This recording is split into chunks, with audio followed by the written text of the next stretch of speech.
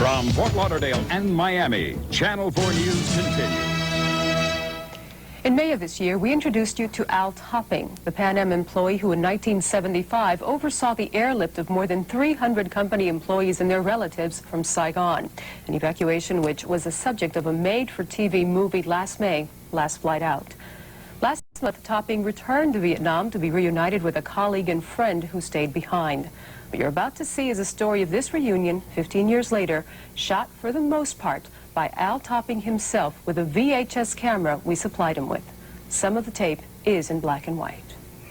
It was probably one of the most emotional experiences I've had in a long time. 15 years later, going back and landing on the same runway we took off from 15 years ago.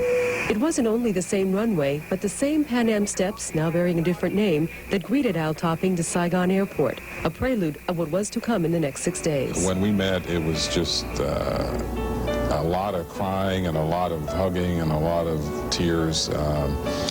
It was amazing. I mean, the last time I saw this man was 15 years ago at that same airport, and we were crying at that time, too. That man is Mr. Minh Van Luc, the only Pan Am employee who didn't board that last flight out 15 years ago, and with whom Topping never lost contact. This is incredible, really is. Oh, wow. Although this was the first time Topping was meeting all 11 children in the Luc family, there was no need for introductions.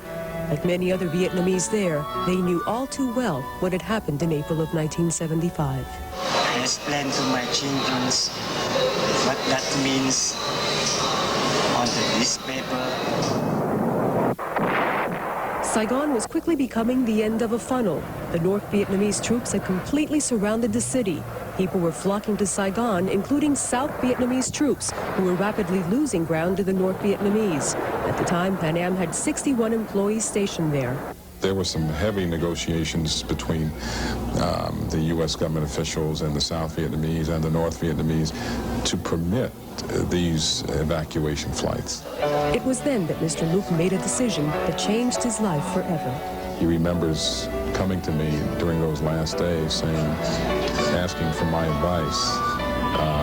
If I stay behind, I can take care of my mother, but I don't know what will happen to me and my family. And if I leave my mother, there'll be no one here to take care of her. Of course, now he tells me that he wishes that his mother had died before April 75. She, in fact, died a year later. Tomorrow night, the rest of Al Topping's video journal to Vietnam. The efforts of one man to leave that country with his family 15 years later, and the bond between two friends that time and history have not been able to break. It was a dramatic and courageous rescue. Vietnamese escaping advancing communists on the last flight out. Tonight, part 2 of the Channel 4 News exclusive, Al Topping's trip back to Saigon. Topping, the Pan Am employee who brought those people out, takes a Channel 4 video camera back to visit an old friend left behind in the city he loved. Ho Chi Minh City, or Saigon as Al Topping still calls it. The city where former U.S. military tanks and planes are now part of a museum display to remind the Vietnamese of the imperialist forces that killed their people. While I was there that day, they brought in, well, I think this happens all the time, very young school children, Vietnamese, probably 6 to 7 years old, to go through this museum and begin a re-education process about the history of the Vietnam War. But this city is also home to Mr. Minh Van Luc. He, like thousands of other Vietnamese, is on a waiting list to leave the country with his 11 children. It's a task on which Topping has spent 10 years. Every day that I was there, that I saw Mr. Luc and his family, he would always come to see me with his little briefcase with all of the documents that's been processed so far, as if to say, you know, I have all my papers. You know, when do you think we will leave? Mr. Luc's urgency stems from economic need. Today, he and 2 of his daughters, they teach English at home. And they're averaging about $45 a month income and that's their only source of income. And he told me that it cost him twice that much to live. According to Topping, Mr. Look is not alone. Although the city has a new building like this floating hotel, there are signs of neglect everywhere. The old Pan Am office, now a trading company, hasn't been painted in 15 years. The people on the street, friendly and curious, say times are tough. I felt very comfortable in the city and going right into the local economy, so to speak, and going to local restaurants, places where the average tourist would not go. They knew immediately I was from the United States, and the first thing they would always say to me is, "You left in '75, right?" I said, "Yes." So they were very much aware of what happened in 1975. Fawn and her family now live in Topping's old house, a return visit that brought back a lot of old memories. But now those old memories have been replaced with new ones as Al Topping concludes his trip. Thank you very much. There were so many emotional moments during those 6 days I spent there. The last day, we're at the airport, and I'm ready to leave. And one of his sons came up to me as we're walking down the steps from the restaurant, and he said, "Mr. Topping, I will wait for you forever." And I just, I just didn't know what to say. But Al Topping knew what he had to do. Now more than ever, he was determined to fulfill a promise he made on a gray day back on April 24th, 1975, to Win Van Look. That's what I told him when I left, that I would never go back to Vietnam unless they were coming back with me.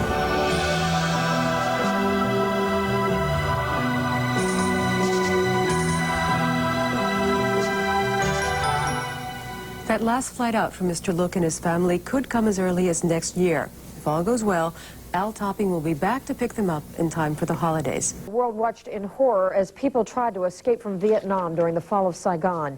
One man who was not able to make the last flight out because of family problems has spent the last 17 years trying to come to the U.S. Action News reporter Beverly Counts Rodriguez says that dream will come true tonight, thanks to the efforts of a former Pan Am executive.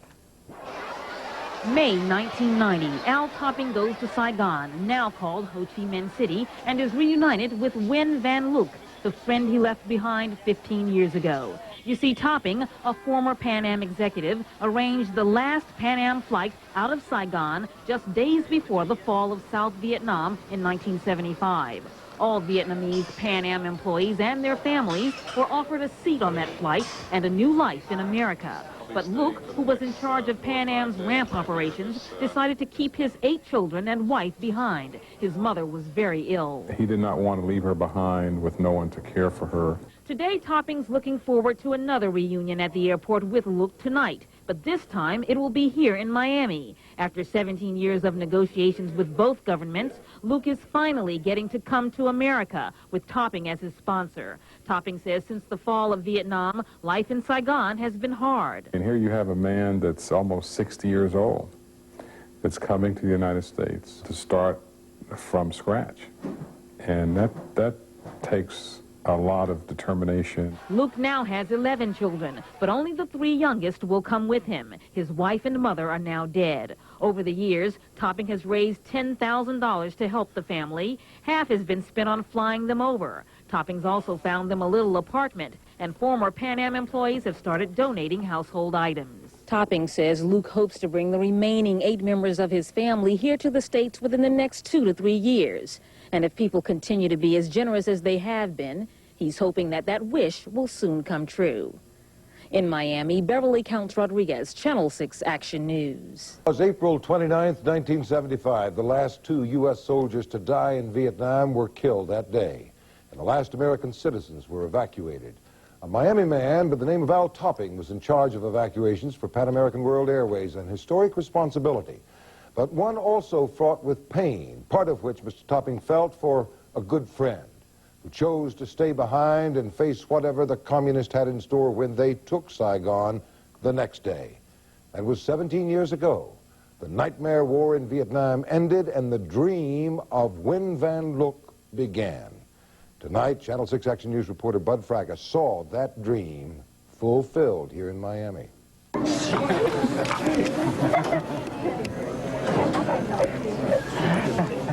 A 17-year dream became reality tonight for Al Topping and Minh Van Luke. It's the end of a long struggle, and I'm very happy. I'm very happy.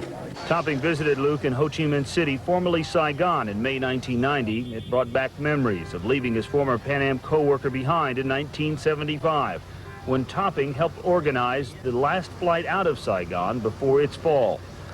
Luke stayed behind to care for his family. Topping vowed to someday bring his friend back to the U.S. Thank you so much to everybody. What was that? Yeah.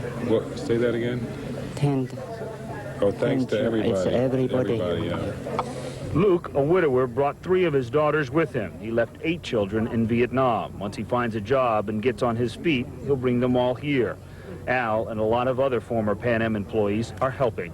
Already the community has responded with some household effects and a lot of phone calls, and they're going to be very, very welcome here. I'm very happy. Topping says the first priority will be catching up on lost years. It's like a miracle, actually. Bud Fraga, Channel 6 Action News. Last week we told you about a Vietnamese Pan Am employee whose family crisis made it impossible for him to escape on the last flight out during the fall of Saigon in 1975. Because of the efforts of a former Pan Am executive, Minh Van Luke arrived in South Florida on Friday to begin a new life. Action News reporter Beverly Counts Rodriguez has a follow-up report on how he's adapting to the dream that he waited for 17 years. They looked like typical tourists on Miami Beach today, but the Luke family was just getting acquainted with South Florida, their new home. Minh Van Luke and his 3 daughters arrived here from Vietnam late Friday night, the culmination of a 17-year effort by sponsor Al Topping to get them to America for a chance at a better life. The first part of the day was spent at the immigration office, where they applied for Social Security numbers and work permits. Then it was off to the beach. Luke says the most impressive thing about America has been how nice people are. I'm very surprised. Anytime I meet anybody here, that they are very, very nice with me. Luke says his first priority is to get his girls enrolled in the Dade County school system. They speak very little English, but he's sure they'll pick it up in no time. Luke says it was very hard for him to leave friends and family in Vietnam. When I leave Saigon, most of them are crying, but I recommend them stay there, and upon arriving here, I choose many ways to get them with me. As happy as he is to be here, Luke says he has only one regret, that he had to leave his other 8 children behind. 17 years ago, he didn't take that last flight out of Saigon because he didn't want to separate his family. And now he says he won't rest until his entire family is back together again. In Miami Beach, Beverly Counts Rodriguez, Channel 6 Action News. 30 years ago, as communists drew closer to consolidating their grip on South Vietnam and thousands were trying to escape uncertain fates, American Al Topping made a life-altering decision. How often does one in a lifetime is placed in a situation where you're going to make decisions that involve life and death? And that's what that was. His life then, in April of 1975, had led him to Saigon in South Vietnam, where he was serving as Director of Operations for Pan Am Airlines. He was working with adoption agencies, helping get children out of the country, but he knew the 61 Vietnamese employees of his company also needed help. I decided, let's try and adopt the employees. So I had our personnel person go down to the ministry. Yet as the North Vietnamese army advanced on Saigon, the task mushroomed. Hundreds of family members also wanted out. I said, get all the paperwork that we need to adopt their employees and the families. And this is, for me, a shot in the dark, you know. Lo and behold, he came back with a stack of documents. I started signing. I signed everything. It's all Vietnamese. I didn't know what I was signing. I just signed everything, took it back, and we got it approved. Getting the overloaded plane airborne was dramatized by Hollywood. The plane's got to be able to fly, Dan. That means get off the ground. On April 24, 1975, a 747 carrying 463 people, most of them babies, took off, headed for the Philippines. Topping sat in the jump seat of the cockpit, the last commercial flight out of South Vietnam. As we finally climbed out and crossed the coastline out over the South China Sea, I looked out the window and I saw the American ships down below. And at that point, I was breathing easier. He still feels kinship with anyone who escaped in those dark days.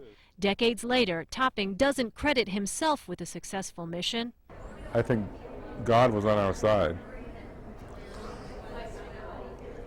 Elaine Quijano, CNN, Washington.